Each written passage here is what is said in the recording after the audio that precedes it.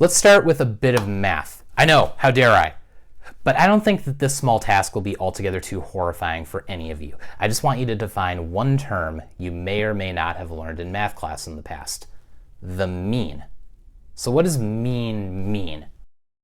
A mean is an average. It is all other numbers in a group added up and divided by the number of numbers. Basically, if you have like a set of numbers, you would add them all up together. You'd get the sum of all those numbers, and then you divide it by the number of numbers. You'd get the average of all of those numbers, kind of like the exact middle. But we're talking about virtues here, specifically the virtue of temperance.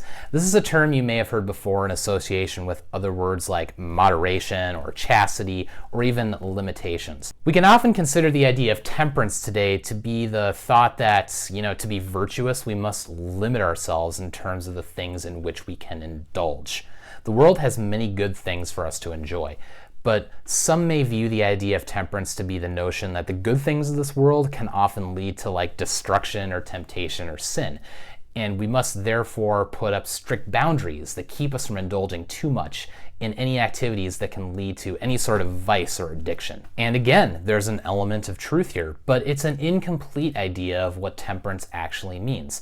And that's where this idea of the mean or the average comes in.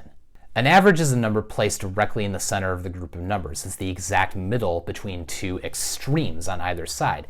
And it's an idea that not only works in numbers, but on a human level as well. As humans, we should always be striving to live in what many philosophers have called the golden mean. This is the exact center between extremes in how human beings should act or behave and live their lives. It also implies that this is the most virtuous and selfless way to act as well, since the further we move out towards extreme ways of behaving, the more selfish we can become. Let me explain. Let's take something that we all do, for instance, sleep. Sleep can be an example, considering this is something that we should all be aware of as a very important part of our lives. And I'm sure you all know the dangers in getting too much sleep. So like when you hit the snooze button 1,000 times and are late for your appointments or late for school, when you don't make plans because you don't want to get out of bed.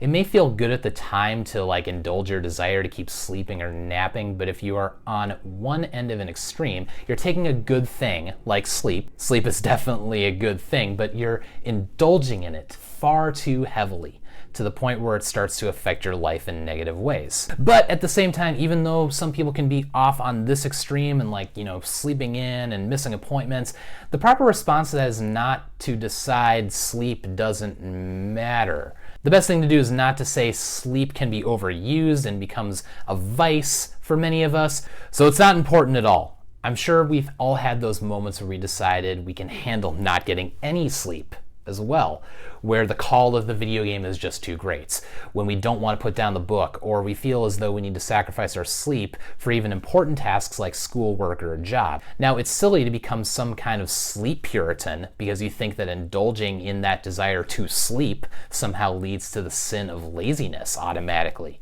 At this point, you've gone to the other extreme. So there are two extremes here: too much sleep and not enough sleep. This idea of the extremes can apply to almost any good thing in life: eating, exercising, time spent with friends, shopping, social media. The answer is to try to balance these things in the golden mean, the middle between the two extremes. For sleep, it means getting an appropriate amount so you are rested well, not sleeping in for hours and hours or staying up till the crack of dawn. You can see how this applies to other areas in life as well. We have a great many things to enjoy in life, and enjoyment of something is not necessarily a sin, but the golden mean is the idea is that there is an appropriate measure at which things are most enjoyable and beneficial, not just for us, but for the people our actions immediately affect. Temperance is not the idea we should be joyless Puritans. That's going too far to one of the extremes. That's not indulging in any of the good things in life. It doesn't call us to go to that extreme any more than it calls us to indulge every harmful desire. On the contrary, temperance is liberating and purifying because we have identified a place, a golden mean, in which we want to live. It no longer becomes about limiting or risking, but our enjoyment of creation is now a holistic experience towards letting our desires and our joys shape us into virtuous people. It's the path to actual joy while engaging with the world around us. And this is important because because acting in such a way that conforms your life to the golden mean is the most noticeable virtue to those around you. And it's a really admirable thing to see. It's not just about what we do, but what we mean.